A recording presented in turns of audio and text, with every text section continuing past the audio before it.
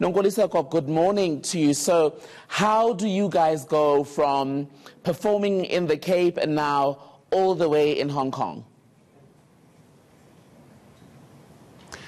Good morning. It was just amazing to actually give back, like to show Chinese community what we as South Africans, what we as Africans abroad, we can do and offer.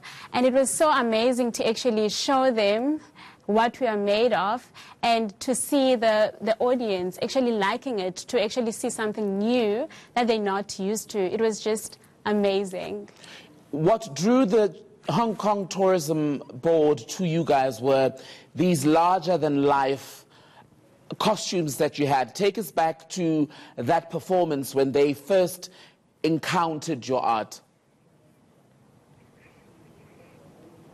Okay, so when they first encountered, for me specifically, I was wearing an African sun. So it's a big costumes that looks like the Zulu, that has like the Zulu hat, but it's like a very huge hat and a skirt, and also it has a bra, and it has accessories as well, which is so amazing and so beautiful. The first time I got into the parade, someone that was watching actually asked me, "Please, can you take a picture with me?" And she was holding two kids, and I went to them and took a picture, and then up, and it was that all along the parade. People wanted to take pictures more than watching it. And at the back we had a group of Likwezi, which is also part of the Town Carnival, that were dancing African contempt, and it was just so amazing to watch. It is beautiful. I'm not sure if that answered your question. It did indeed. I want to talk about your performance in China, because you've described it as a strong African performance. What did you do in preparation for that to make it so special that when you got there, the Chinese was simply blown away? Okay, so on weekends and also during 2 days in a week, we used to practice. So the most important thing that we did was to practice, and so that when they're watching it, they can see exactly what we're trying to communicate with them, because dance for us is not just dance, but it's communication. So we prepared before the parade in order for us to be on point on the parade, which is what we delivered. And on that night, how were the nerves? Sorry? How nervous were you on the night of your performance?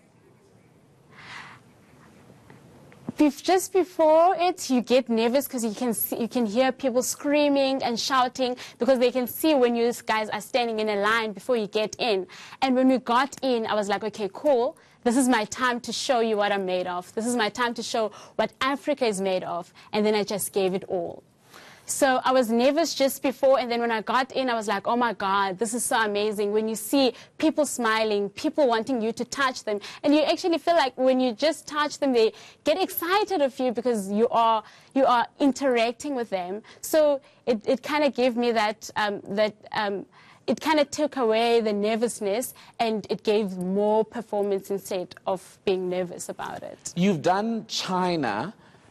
Are there any other invitations for you to travel overseas? Are there any other countries that you hope to go to? Okay, I hope to go to Brazil, but this was my first time traveling out of the country.